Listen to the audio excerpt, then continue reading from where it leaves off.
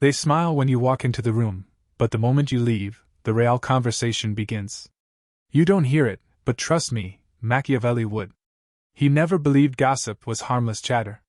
To him, it was a calculated weapon, used by the spineless to quietly sabotage the people they envied, all while keeping their hands clean. And if you don't respond with strategy and resolve, you turn into their show, something to laugh at, dissect, and slowly destroy. Because let's be clear, gossip isn't just noise. It's a quiet struggle for control. Machiavelli believed a man could survive betrayal, endure exile, and even beat armies. But if he lost control of the story being told about him, he lost everything. Because reputation walks into the room before you do. And gossip?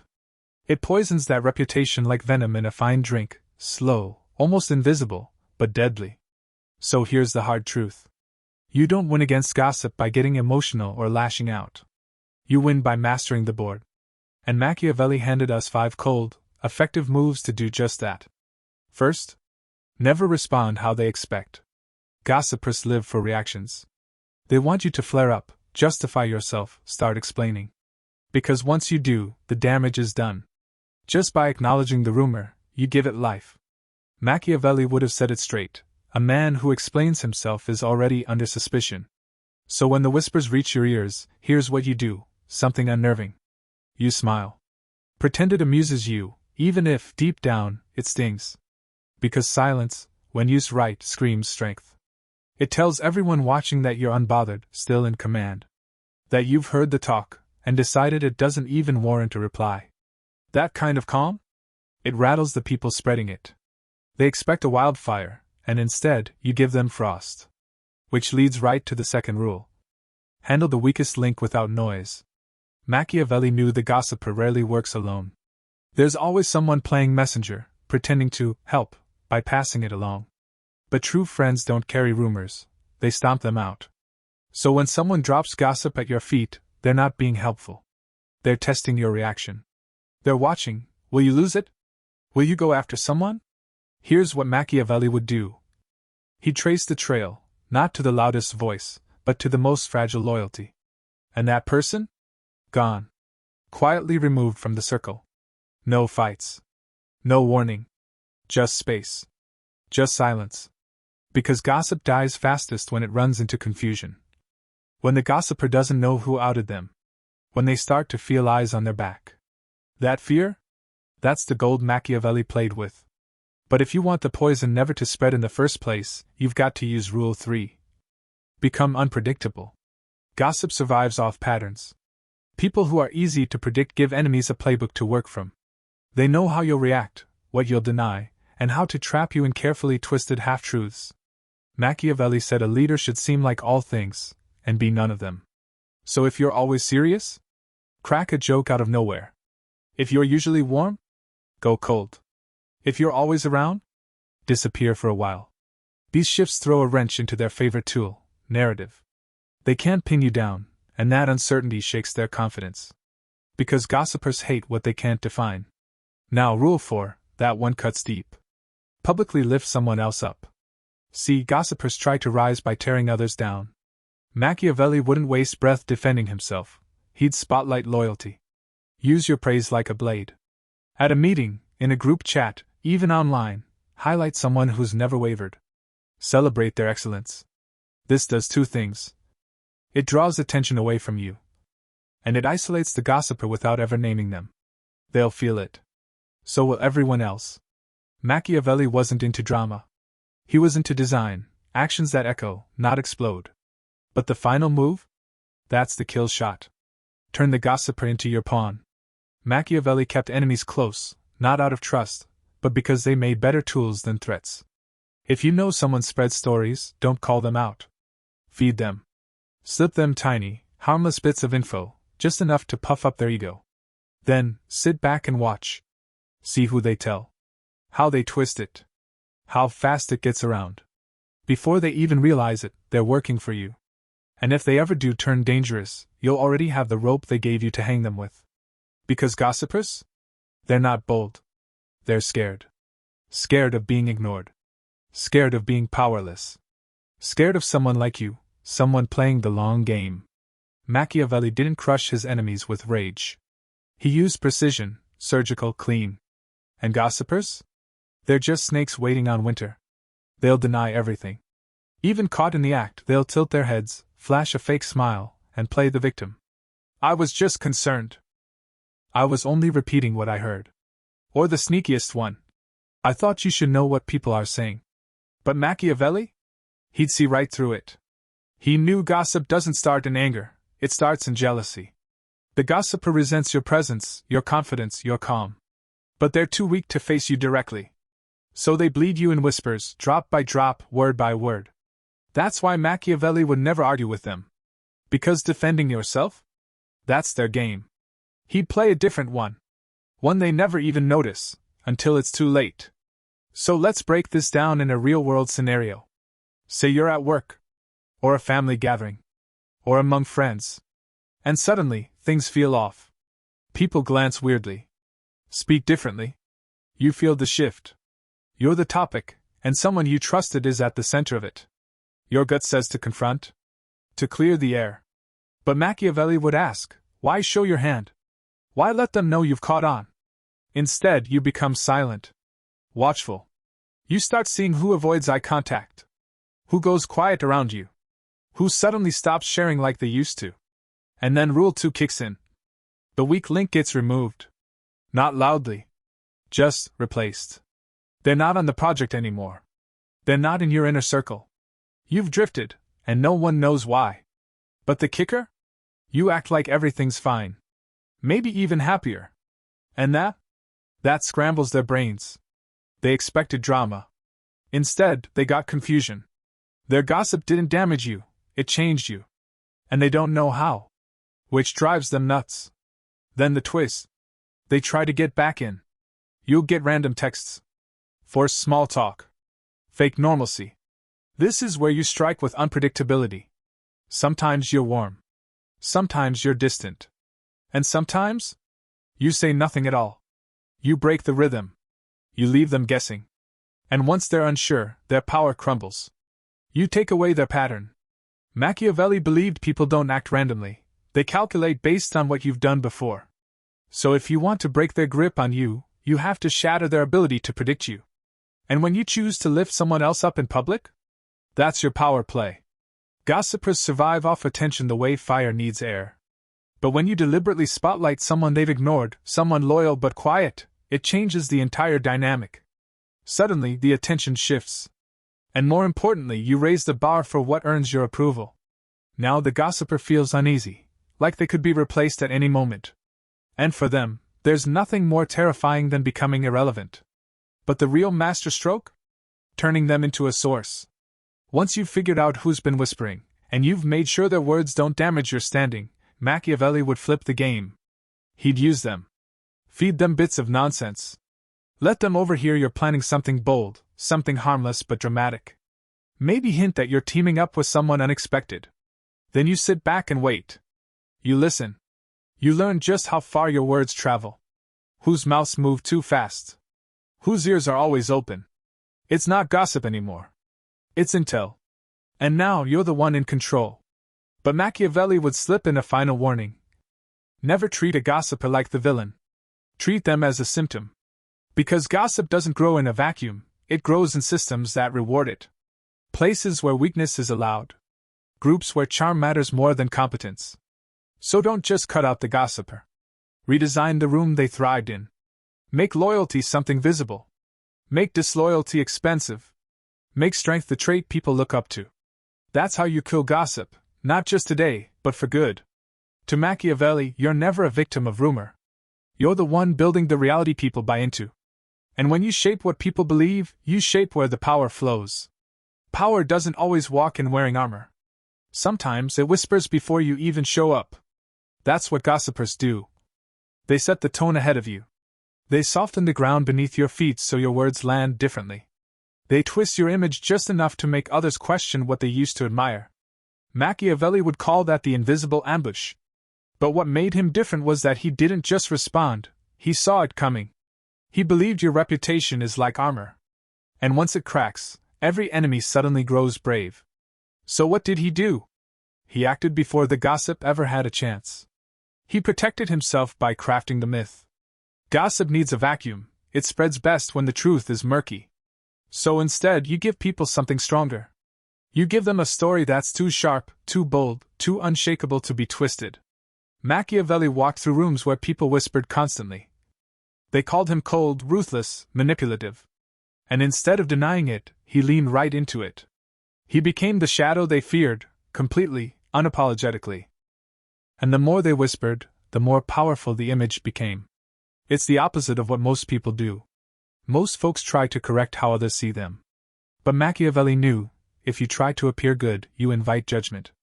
If you look powerful, you shape perception. So if they call you cold, freeze them out. If they say you're calculating, show them strategy. If they label you ruthless, make sure they'd never want to test it. Your enemies will always try to mold you. Your job is to stop being clay, become stone. But don't overdo it. Machiavelli wasn't about being loud. He was about staying unpredictable. When people can't figure out your next move, they stop talking about you altogether. And when they're wrong often enough, they get quiet. That opens the door for a next-level move. Turn the gossiper into your cheerleader. Sounds insane, but here's how it works. After you isolate them, mislead them, and strip them of their influence, you give them a little spotlight, just a taste. Maybe you compliment them on something small. Maybe you casually mention them in a way that sounds respectful. You don't lift them up as an equal, you frame them as a supporter. Now they've got something to protect. Gossipers run wild because they have nothing to lose. But once they feel even a fake sense of connection to power, they start guarding it. They won't spread rumors, because it would ruin the new image they've gained. They might even defend you, just to stay close to what they think is influence. Machiavelli would never trust that loyalty. But he'd definitely use it. And if they slip again, you've already laid the groundwork for their fall. Because remember, your goal isn't just to shut down gossip. It's to send a message. To let everyone watching know. This is what happens when you use my name carelessly. That's how real power works. It doesn't scream. It just shifts the mood, until the whole room falls silent. And the beauty of Machiavelli's approach? He didn't destroy gossipers himself. He let them do it on their own. All you have to do is keep watching. Keep positioning. And when the time's right, let the lie walk just far enough to carry them off a cliff. Their collapse shouldn't feel like revenge. It should feel like gravity. Effortless. Inevitable. Silent. Exactly how Machiavelli would plan it.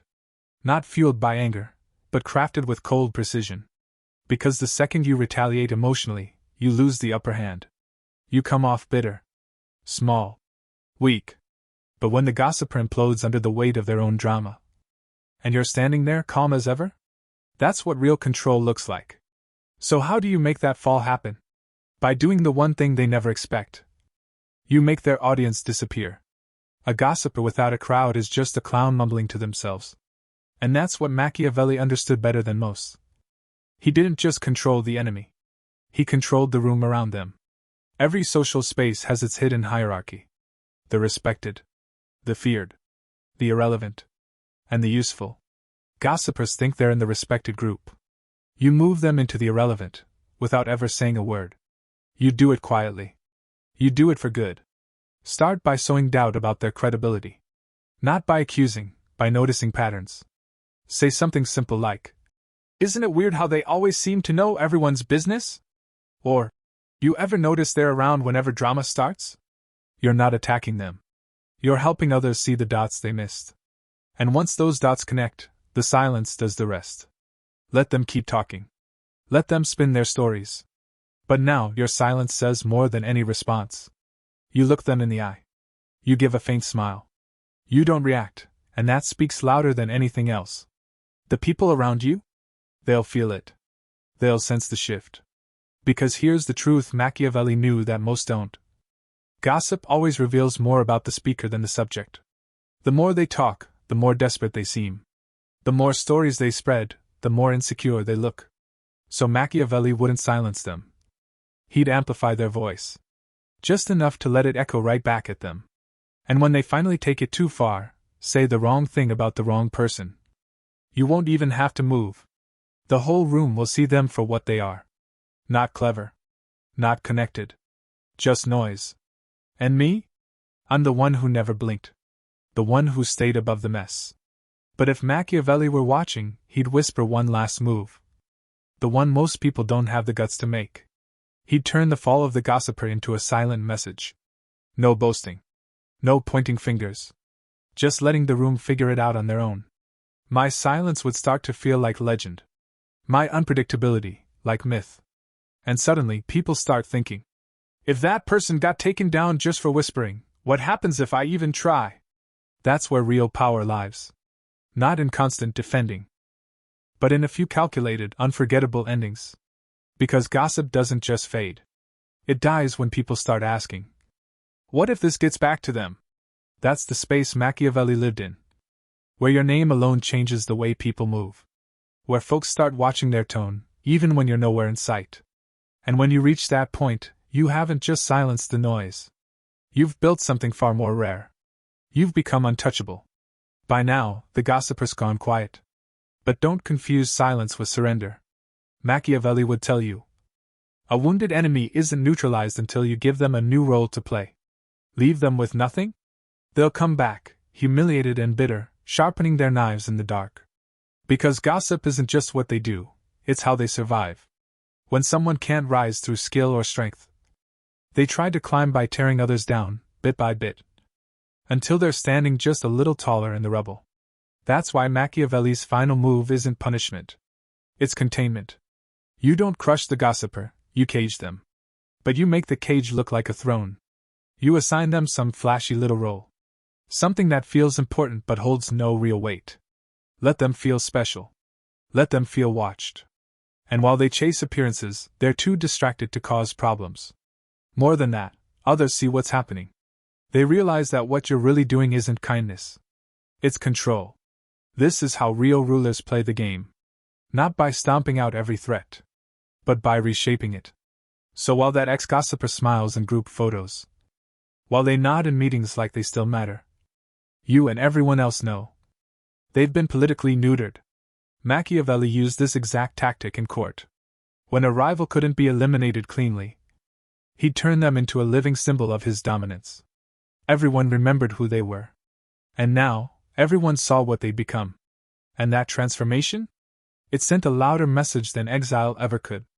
I don't just beat my enemies. I redesign them. So let's zoom out. These 5 moves we've walked through. Controlled silence. Strategic exile. Tactical unpredictability. Public praise of loyalty. And turning gossipers into neutered symbols. That's not just a playbook. That's a system. A system for protecting your image, mastering the narrative, and creating psychological gravity in any setting. Whether you're at work, in a friend group, on a stage, or just online. These aren't just tools for dealing with drama. They're tools for building a myth.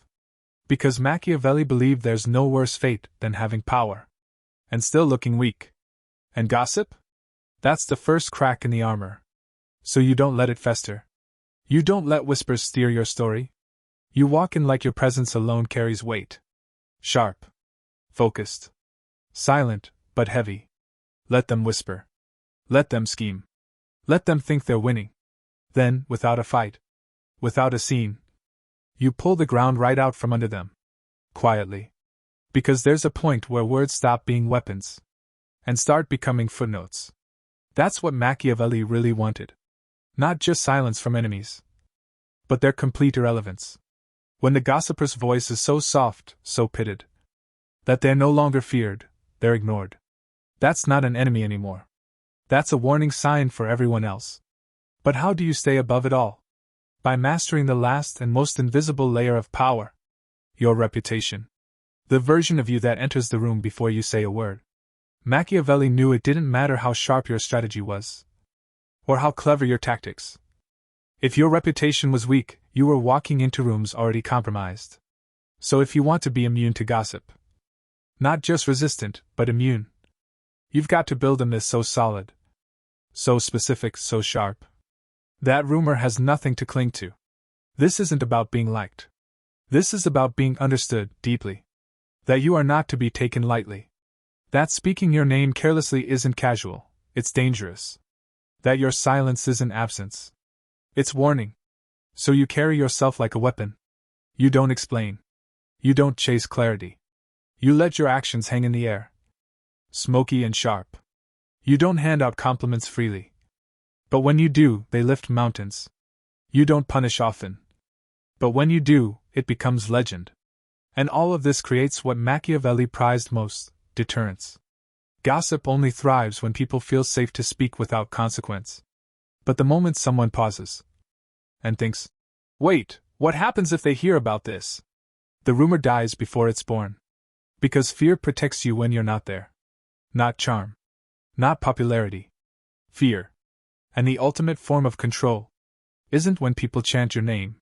It's when they hesitate before they even say it. That's when you've moved beyond the crowd. That's when you've become a figure, not a peer. A force, not a personality. And gossipers? They don't attack legends. They target the visible, the vulnerable, the unguarded. But you've left all that behind. You don't just outlast gossipers. You erase their relevance. You reduce their noise to background static. And while they chase ears, you build an empire. Where presence matters more than words. Where silence hits louder than speeches. That's the Machiavellian blueprint. Cold. Clean. Unforgettable. And in a world full of whispers, you're the reason everyone suddenly goes quiet.